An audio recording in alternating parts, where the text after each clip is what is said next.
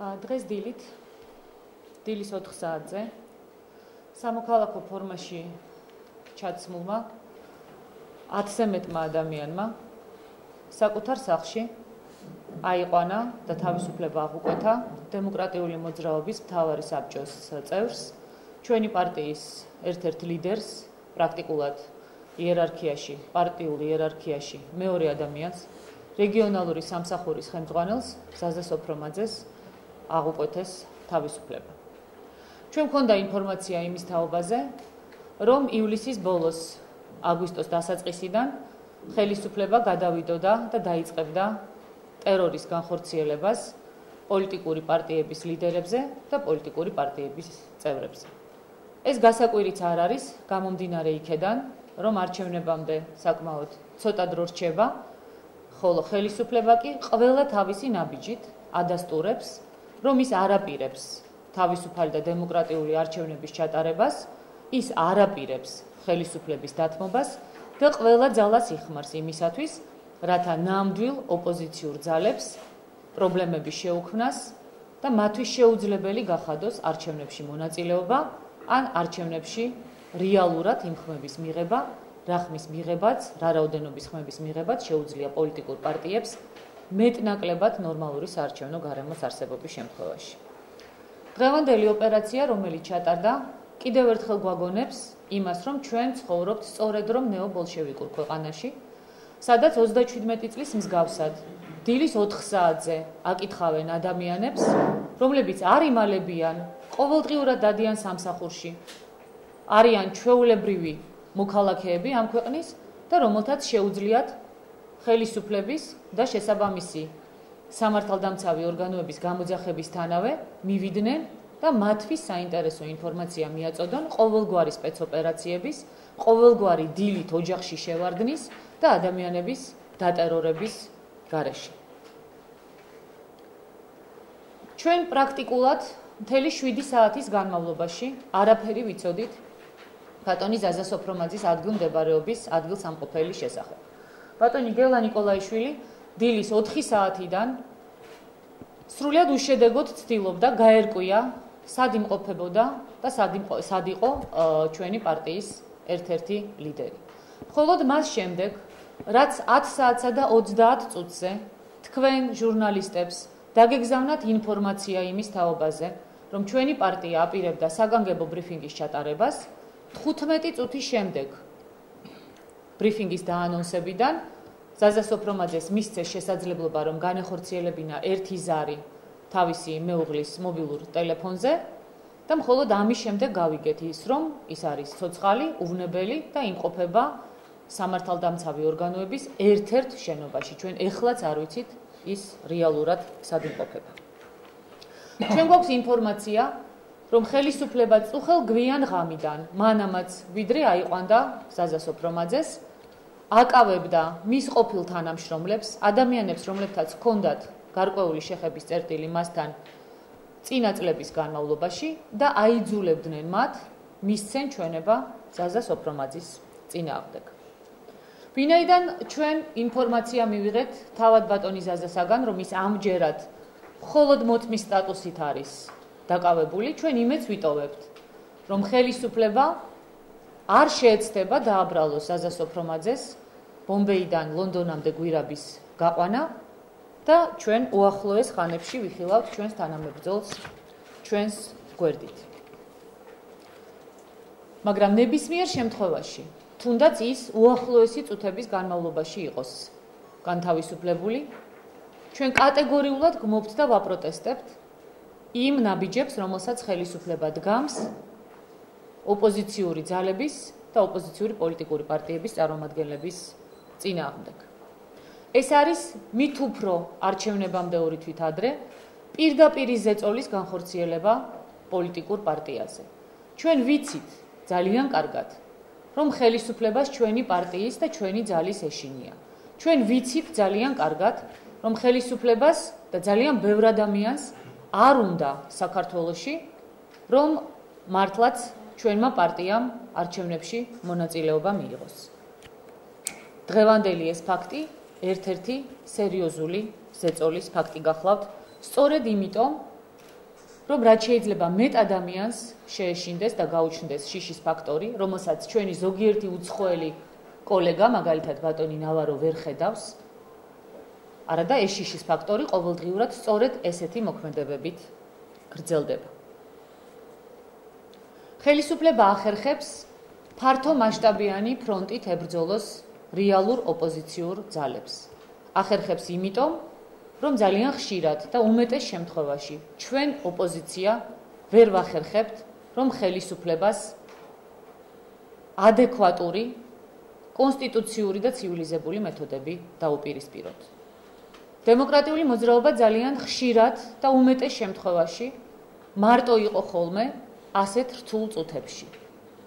ამან ხელისუფლება კიდევ უფრო გაათამამა და არა მარტო ჩვენს წინააღმდეგ, არამედ სხვა ოპოზიციური პარტიების წინააღმდეგაც დაიწყო იმ მეთოდების გამოყენება, რა მეთოდებიც დემოკრატიულმა მოძრაობამ თავის თავზე იწვნია 4 წლის, 3 წლის, 2 წლის, 1 წლის წინ და მთელი იმ პერიოდის განმავლობაში, რა პერიოდიც არსებობს ჩვენი პარტია.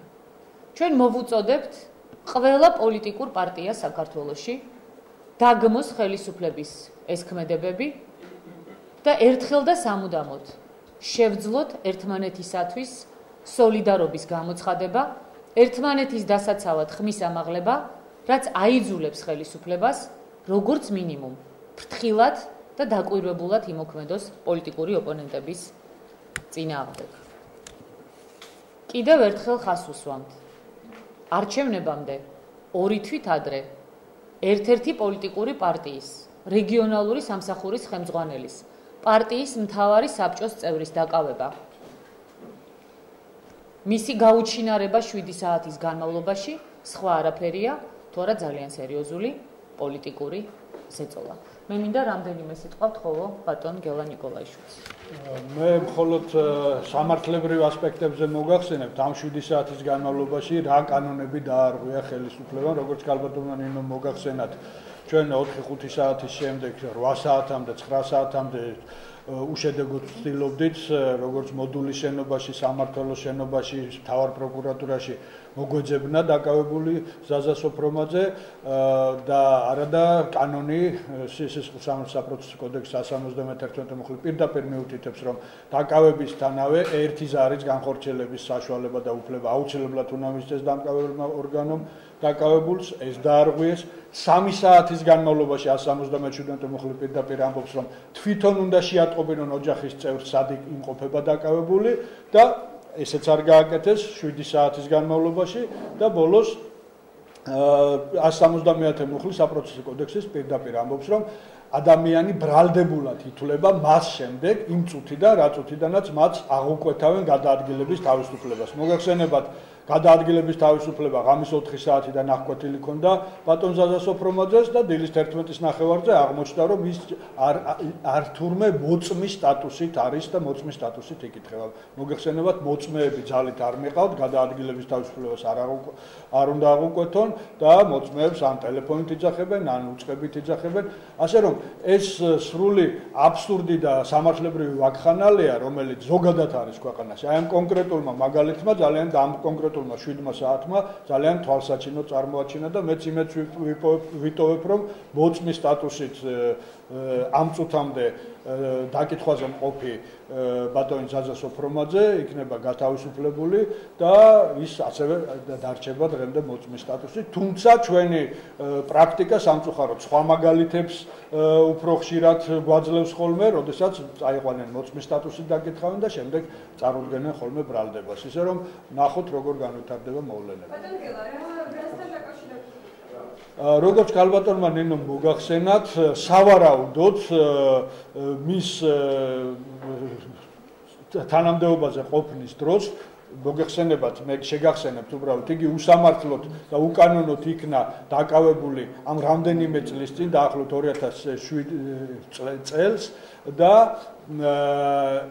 დაახლოებით 7 თვის განმავლობაში ის იმყოფებოდა პატიმრობაში და ის იყო სახელმწიფო სადაზღვევო ფონდის ხელმძღვანელი იმ პერიოდში და ვინაიდან როგორც აქ უკვე გაზღერდა მისი იმდროინდელი მუშაობის პერიოდში მისი ყოფილი თანამშრომლები თუ მოადგილეები წუხელ და ადრეც ყავდათ დაკითხვაზე და მათ აიძულებდნენ რომ ეთქვათ მის წინააღმდეგ მიეცა ჩვენება რომ თითქოს ის რაღაც კანონს არ ღვევდა ჩვენ ვარაუდობთ რომ შესაძლოა ფორმალურად ეს დაკავება და ეს დაკითხვა დაკავშირებული იყოს აი იმ საქმესთან თუმცა ეს ფორმალობა ერთია მაგრამ მეც სრულად ვიზიარებ იმ მოსაზრებას რომ აქ პოლიტიკური მოტივებია რა თქმა უნდა წინა პლანზე წავიწევს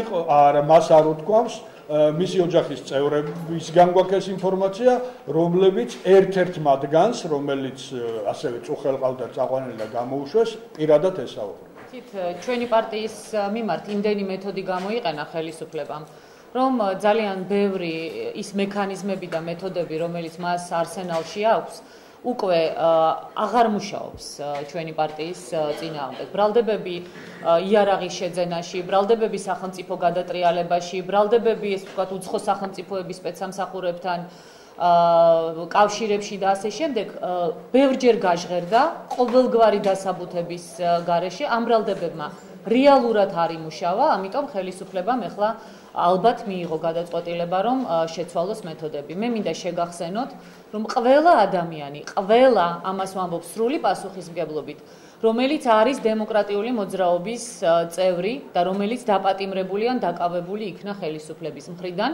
დაკავებული და ესე ვთქვათ დევნილი იქნა აბსოლუტურად ცრუ და დაუსაბუთებელი ბრალდებით და ამას ძალიან კარგად ხედავს საზოგადოება და ეს ძალიან კარგად ჩანს იმ სამართლებრივ დოკუმენტებში, რომელსაც ბატონი გელა, ბატონი თემური, მათი კოლეგები აგზავნიან სტრასბურგის სასამართლოში და რომელიც აი მართლა ზედაპირზე აჩვენებს იმას, რომ ყველა ეს საქმე თეთრი ძაფით არის შეკერილი და ზოგიერთი შეკერილიც კი არ არის, პირდაპირ შემიძლია გითხრათ.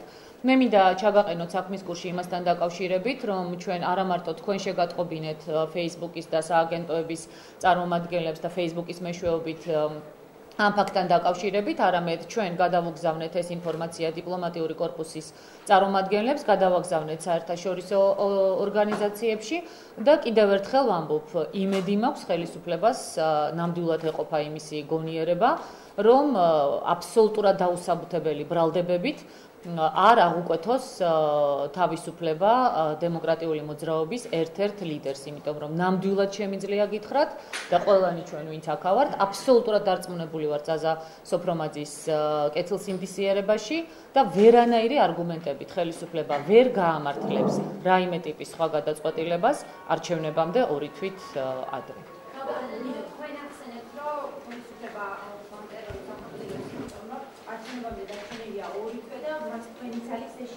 არ არის გადაწყვეტილი აქამდე არ გაჟღერებულა თქვენი პარტია იდექვა და არჩევნებში მონაწილეობს და იმის დიახმება არ არის. ძალიან დიდი მადლობა ამ შეკითხვისთვის, იმიტომ რომ სწორედ ჩვენი პრესკონფერენციის დასასრულს მე მინდოდა მეთქვა, რატომ არ არის ჯერჯერობით გადაწყვეტილი ჯერ კიდევ ჩვენი პარტიის მხრიდან არჩევნებში მონაწილეობის მიღების საკითხი.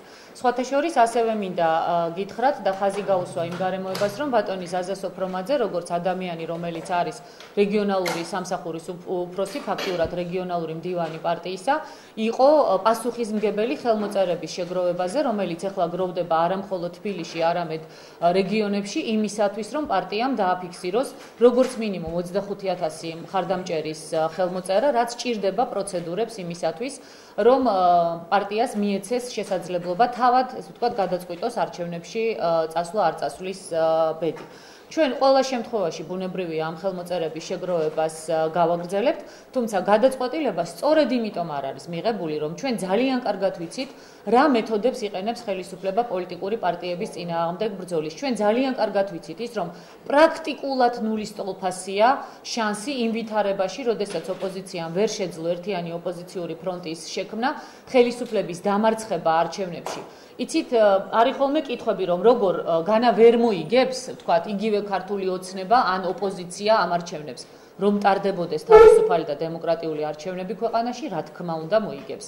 ჩვენი პრობლემა და თავის ტკივილი ქვეყნის და არა მხოლოდ პოლიტიკური პარტიების გახლავთ სწორედ ის, რომ ქვეყანაში არ არსებობს ელემენტარული ჩარჩოც კი მე არ ვიცი რა კრიტერიუმებით აფასებენ დემოკრატიული სახელმწიფოების წარმომადგენლები იმ ჩარჩოებს, რაც ქვეყანაში არსებობს, მაგრამ სრული პასუხისმგებლობით შემიძლია გითხრათ, არ არსებობს ელემენტარული ჩარჩოც კი ქვეყანაში იმისათვის, რომ ქვეყანაში ჩატარდეს დემოკრატიული და თავისუფალი არჩევნები. ასეთი ჩარჩო, როგორიც არსებობს ჩვენს ქვეყანაში, არსებობდა საბჭოთა კავშირის დროსაც, როდესაც კონსტიტუციაშიც, კანონებშიც ყველაფერი ძალიან ლამაზად იყო გაწერილი, მაგრამ რეალობა იყო სამწუხაროდ სრულიად სხვა. დღეს საქართველოში არის იგივე ვითარება. დღეს არის საქართველოში გაცილებით უარესი საარჩევნო გარემო, ვიდრე ეს იყო თუნდაც 2010 წელს ადგილობრივი თვითმმართველობის არჩევნების დროს, ვიდრე ეს იყო 2011 წელს, ვიდრე ეს იყო მაშინ, როდესაც NDI თუ სხვა საერთაშორისო ორგანიზაციები და ოპოზიციური პოლიტიკური პარტიები სამართლიანად აკრიტიკებდნენ საარჩევნო გარემოს, ცდილობდნენ მის გაუმჯობესებას, მაგრამ დღეს ჩვენ მივიღეთ უკიდურესად გაუარესებული საარჩევნო გარემო ყველა მიმართულებით. სწორედ ეს არის განმაპირობებელი იმისა, რომ ჩვენ ჯერ არა გვაქვს საბოლოოდ გადაწყვეტილება მიღებული, მივიღოთ თუ არა არჩევნებში მონაწილეობა, მით უფრო, როდესაც ძალიან ბევრი მიმართულებებიდან გაისმის მოწოდებები იმის თაობაზე, რომ ჩვენ არჩევნებში მონაწილეობა არ მივიღოთ. ერთი რამ შემიძლია დაბეჯითებით გითხრათ. ჩვენ მივიღებთ მხოლოდ იმ გადაწყვეტილებას, რომელიც იქნება სწორი არა ჩვენი პარტიისთვის, არამედ რომელიც იქნება სწორი ჩვენი ქვეყნის მომავლისათვის და რომელიც იქნება სწორი იმ არსებული პოლიტიკური რეალობიდან გამომდინარე, რომელიც დღეს არის ქვეყანაში. ბატონო? ფარულად შეხვდა ხალხური. ეგ როდის იყო, ხომ არ იცით? ერთ-ერთ აგებდა. და წყარო ვინ არის? მე არ ვიცი ამ შეხვედრის თაობაზე და თუ ეხლა ჩემი ორეული სადმე დადის, არ ამგონია რომ ეს არ არის სერიოზული, იმიტომ რომ მე პირდაპირ შემიძლია გითხრათ, მე ვერ ვხედავ ვერანაირ საფუძველს იმისათვის, რომ ვინმეს ფარულად ხვდებოდე. მე ვარ პოლიტიკოსი და არანაირი პრობლემა არ არის შევხვდე ნებისმიერ პოლიტიკოს ან ნებისმიერ ადამიანს, რომელიც პოლიტიკაში მოღვაწეობს, არაფერი დასამალი აქ არ არის. დასამალი და გასაკვირი, დასამალი კი არა, გასაკვირი უფრო სწორად უფრო ის არის ხოლმე, როდესაც ამ ტიპის შეხვედრები არ დგება, რომელსაც შეიძლება კონკრეტული პოზიტიური შედეგები მოყვეს, ან როგორც მინიმუმ კითხვებზე პასუხები იქნეს გაცემული არსებულ რეალობასთან დაკავშირებით. და გასაკვირი იმაში, რომ შემდგარ იყო შეხვედრები სხვადასხვა პოლიტიკურ ლიდერებთან, ნამდვილად არაფერი არ იქნებოდა. გარწმუნებთ ეს რომ ყოფილიყო, ნამდვილად არ დაგიმალავდით. მადლობთ.